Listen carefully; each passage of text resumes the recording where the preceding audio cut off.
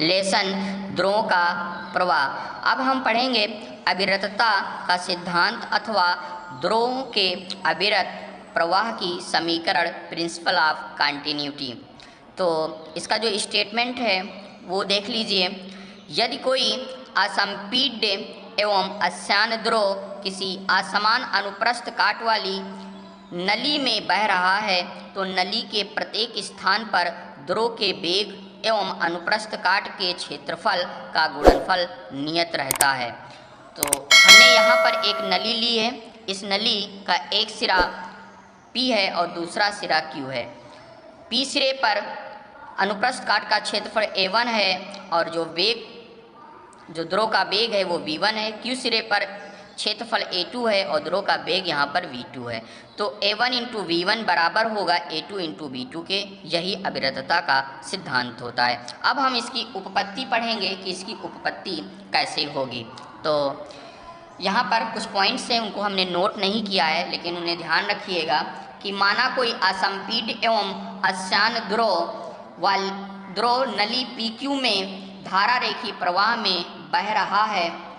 माना द्रोह का घनत्व ρ है तथा नली के सिरे P पर अनुप्रस्थ काट का क्षेत्रफल A1 और द्रोह का वेग V1 है।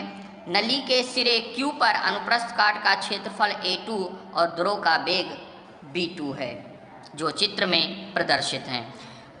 अब हम नली के सिरे A1 से प्रवेश करने वाला द्रोह 1 सेकंड में V1 दूरी तय करता है। चूँकि वेग बराबर दूरी बटे समय हमने 1 सेकंड लिया है तो वेग यहाँ दूरी के बराबर हो जाएगा, इसीलिए हमने यहाँ पर V1 दूरी लिखा है।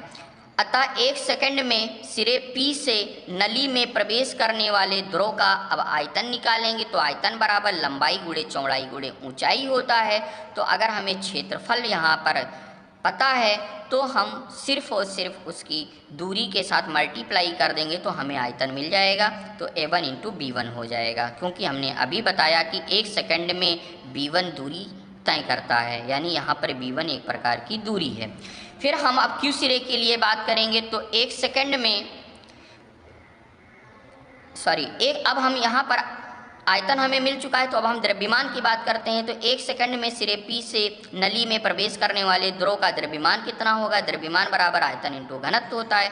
तो यहाँ से हम आयतन यानी कैपिटल B जो हमें मिला है वो यहाँ पर वैल्यू पुट कर देंगे। इसी प्रकार अब हम Q सिरे की बात करते हैं। तो Q सिरे के लिए 1 सेकंड में सिरे Q से नली से बाहर निकलने वाले द्रोह का हम द्रव्यमान निकालेंगे तो A2 V2 इंटू ρ हो जाएगा। चूँकि जो द्रोह का प्रवाह हो रहा है वो अविरत हो रहा है, यानी P सिरे से जितना द्रोह प्रवेश करेगा उतना ही Q सिरे से द्रोह बाहर निकलेगा, यानी द्रव्यमान बराबर रहेंगे। तो हमने यहाँ पर दोनों को बराबर कर दिया है। तो यहाँ से हमें मिलेगा A इंटू B बराबर नियतांक हो जाएगा। यही अविरतता का सिद्धांत है, यही अविरत प्रवाह की समीकरण है। इस समीकरण के आधार पर हम यह कह सकते हैं कि नली के पतले भाग में द्रोह का जो वेग है वो अधिक होगा, चौड़े भाग में वेग जो है वो कम होगा। इस प्रकार नली के चौड़े भाग में धारा रेखाएं दूर दूर तथा पतले भाग में धारा रेखाएं पास पास में होंगी। इसके बाद अब हम पढ़ेंगे बहते द्रोह की ऊर्जाएं, यानी एकांक आयतन में हम ऊर्जाओं के बारे में पढ़ेंगे। एकांक आयतन की दाब ऊर्जा, तो देखिए एकांक आयतन की दाब ऊर्जा क्या होगी। हमें पता है कि ऊर्जा बराबर यानी कार्य जो किया जाता है वो बल गुणे विस्थापन होता है। और यहाँ पर कार्य कैसे हो रहा है? द्रोह के क्षेत्रफल A पर हम दाब P डाल रहे हैं तो उसमें विस्थापन होता, वो विस्थापन हमने स्मॉल l ले लिया है। तो बल गुणे विस्थापन हो जाएगा। बल को हम यहाँ दाब के टर्म में लिखेंगे तो दाब इंटू क्षेत्रफल इंटू विस्थापन हो जाएगा। दाब यहाँ P लिया गया है, क्षेत्रफल A है और विस्थापन यहाँ पर L है। हमें एकांक आयतन की दाब ऊर्जा चाहिए तो हम उसके आयतन यानी A इंटू L से भाग कर देंगे तो AL कैंसिल हो जाएगा, यहाँ पर हमें सिर्फ P मिलेगा। इसी प्रकार हम गतिज ऊर्जा एकांक आयतन की कैलकुलेट करेंगे तो हमें पता है कि गतिज ऊर्जा हाफ mv² होता है। हम इसे आयतन से डिवाइड कर देंगे तो द्रव्यमान बटे आयतन जो होता है वो घनत्व के बराबर हो जाता है, तो 1/2 रो इंटू v² हो जाएगा। इसी प्रकार गुरुत्वीय स्थिति ऊर्जा एकांक आयतन की कैलकुलेट की जाएगी तो गुरुत्वीय स्थिति ऊर्जा mgh होता है। इसे हम आयतन यानी कैपिटल B से डिवाइड करेंगे तो m/v जो होगा वो रो हो जाएगा, रो जी एच हमें यहाँ पर मिल जाएगा। तो हमने यहाँ पर एकांक आयतन की ऊर्जाएं कैलकुलेट कर ली है। अब हम पढ़ेंगे कि बर्नौली की प्रमेय क्या होती है। तो सबसे पहले बर्नौली की प्रमेय का जो स्टेटमेंट है, उसका जो कथन है वो हम देखेंगे। जब कोई असंपीडित तथा अश्यान द्रव धारा रेखी प्रवाह में बहता है तो उसके मार्ग के प्रत्येक बिंदु पर एकांक आयतन की कुल ऊर्जा नियत रहती है।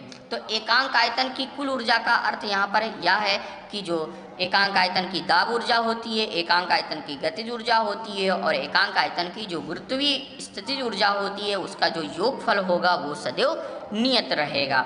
यहाँ पर हमने लिखा है असंपीड्य, तो असंपीड्य का यहाँ पर मतलब यह होता है कि जब किसी द्रव पर दाब डाला जाता है तो उसके आयतन में कमी नहीं होनी चाहिए।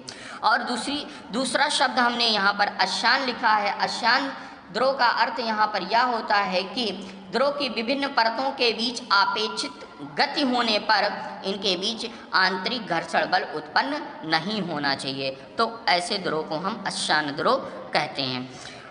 बर्नौली की जो प्रमेय होती है वो ऊर्जा संरक्षण के सिद्धांत पर आधारित होती है, तो ये 1 नंबर के ऑब्जेक्टिव में आपको मिल सकता है, इम्पॉर्टेंट भी है।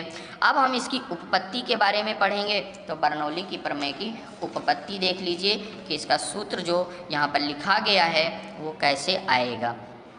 यहाँ पर माना गया है कि कोई असंपीड्य तथा अश्यान द्रव किसी असमान अनुप्रस्थ काट की नली PQ में धारा रेखीय प्रवाह में बह रहा है। माना P सिरे की धरातल से ऊंचाई जो है वो h1 है तथा Q सिरे की धरातल से ऊंचाई जो है वो h2 है। P सिरे का अनुप्रस्थ काट का क्षेत्रफल a1 है और P सिरे पर द्रव का जो वेग है वो v1 है। Q सिरे पर अनुप्रस्थ काट का क्षेत्रफल जो नली का है वो a2 है और बहते हुए द्रव का जो वेग है यहाँ पर वो v2 माना गया है।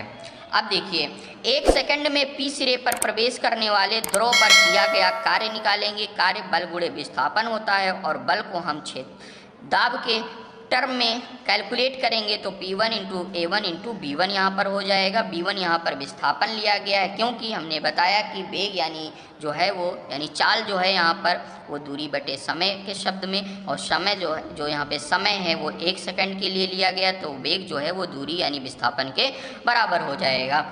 इसके बाद अब हम 1 सेकंड में Q सिरे से निकलने वाले द्रव द्वारा किया गया कार्य यानी W2 कैलकुलेट करेंगे, तो इसी के आधार पर P2 into A2 into B2 लिख सकते हैं। फिर हम नेट कार्य कैलकुलेट करेंगे तो दोनों में से हम घटा देंगे यानी W1 माइनस W2 हो जाएगा, तो हमें यहाँ पे समीकरण 1 मिल जाएगी। इसके बाद देखिए कि हम अब अविरतता के सिद्धांत के आधार पर इसका जो आयतन है वो कैलकुलेट करेंगे। यदि 1 सेकंड में प्रवेश करने वाले द्रव का द्रव्यमान स्मॉल m तथा द्रव का घनत्व रो माना गया हो तो अविरतता के सिद्धांत पर लिखा जा सकता है A1 V1 is equal to A2 V2, और यहाँ पर आयतन होता है, चूंकि ये आयतन है तो द्रव्यमान बटे घनत्व यहाँ पर लिखा जा सकता है। ये जो वैल्यू m अपान रो मिली है इसे हम समीकरण 1 में रखेंगे तो हमें मिलेगा W is equal to P1 minus P2 into m अपान रो हो जाएगा। ये हमारी समीकरण 2 हो जाएगी। अब हम यहाँ पे गतिज ऊर्जा कैलकुलेट करेंगे और स्थितिज ऊर्जा कैलकुलेट करेंगे। तो हमने माना है कि 1 सेकंड में P सिरे पर प्रवेश करने वाले तथा Q सिरे से बाहर निकलने वाले द्रव की गतिज ऊर्जाएं क्रमशः हाफ mv1² तथा हाफ mv2² होंगी। तो द्रव की गतिज ऊर्जा में वृद्धि कितनी हो रही है ये देख लीजिए, तो 1/2 mv2² माइनस v1² हो जाएगा। अब स्थितिज ऊर्जा जो है उसमें कमी आएगी क्योंकि h1 ऊंचाई जो है वो h2 से ज़्यादा है। इस आधार पर P सिरे पर जो स्थितिज ऊर्जा होगी वो mgh1 होगी और Q सिरे पर mgh2 होगी। तो द्रव की स्थितिज ऊर्जा में कमी देखिए, तो हमने mg यहाँ से कॉमन ले लिया है और h1 माइनस h2 लिख दिया है। तो द्रव की ऊर्जा में नेट वृद्धि, यानी जो हमें गतिज ऊर्जा और स्थितिज ऊर्जा मिली थी उसमें नेट वृद्धि निकालेंगे। तो जो गतिज ऊर्जा में वृद्धि थी उसमें से हम स्थितिज ऊर्जा में जो कमी आती है उसको घटा देते हैं, तो हमें फाइनली ये मिल जाएगा। ये इक्वेशन नंबर 3 हो जाएगी। अब हम ऊर्जा संरक्षण के सिद्धांत के आधार पर हम जानते हैं कि ऊर्जा को ना तो नष्ट किया जा सकता ना उत्पन्न किया जा सकता, सिर्फ इसका रूप बदला जा सकता है। तो यहाँ पर जो नेट किया गया जो कार्य है वो ऊर्जा में वृद्धि के बराबर हो जाएगा। नेट किया गया कार्य समीकरण 2 से हम लिखेंगे और ऊर्जा में वृद्धि समीकरण 3 से लिख देंगे, तो हमें फाइनली ये मिलेगा। यहाँ देखिए पूरी इक्वेशन में m लिखा हुआ है तो m कैंसिल हो जाएगा, रो को हम इस साइड में भेज देंगे तो हमारा रो यहाँ पर आ जाएगा और यहाँ पर आ जाएगा। यहाँ से हम ब्रैकेट को ओपन करते हुए लिखेंगे तो ये आप देख लीजिए यहाँ पे फाइनली जब ब्रैकेट को रो के साथ ब्रैकेट को ओपन करेंगे तो half rho v2 square minus half rho v1 square बनेगा। तो हाफ रो v1 स्क्वायर को हम इस साइड में लेकर के आएंगे और माइनस रो जी h1 और प्लस रो जी h2 होगा, तो माइनस रो जी h1 को इस साइड में लेकर के आएंगे तो प्लस हो जाएगा और p2 को हम इधर भेज देंगे और हाफ रो v2 स्क्वायर रहेगा और माइनस माइनस प्लस रो जी h2 यहाँ पर रहेगा। तो हम यहाँ पर लिख सकते हैं p प्लस 1/2 रो v2 स्क्वायर प्लस रो जी h बराबर नियतांक हो जाएगा। यही बर्नौली की प्रमेय है, यही बर्नौली की प्रमेय का समीकरण है। दूसरी बात, अब हम इसमें पढ़ेंगे कि जो दाब शीर्ष, वेग शीर्ष तथा गुरुत्वीय शीर्ष क्या होंगे। तो जो बर्नौली की प्रमेय हमें मिली थी उसे हम रो जी से डिवाइड कर देते हैं। तो रो जी से जब डिवाइड करेंगे तो मिलेगा p upon rho g plus v square upon 2g plus h बराबर नियतांक। इसे हम कहते हैं दाब शीर्ष, इसे वेग शीर्ष और इसे गुरुत्वीय शीर्ष कहते हैं। अगर हम बर्नौली की प्रमेय जब हमने अभी उपपत्ति की है या जब हमने उसका समीकरण लिखा है तो हमने जो नली थी उसे हम धरातल से कुछ ऊंचाई पर दोनों सिरों को मान लेते हैं। अगर हम ये कहें कि क्षैतिज तल पर द्रव का प्रवाह हो रहा है तो उस स्थिति में h1 h2 के बराबर हो जाएगा। तो हमें फाइनली यहाँ पर समीकरण मिलेगा p प्लस 1/2 रो b स्क्वायर बराबर नियतांक। तो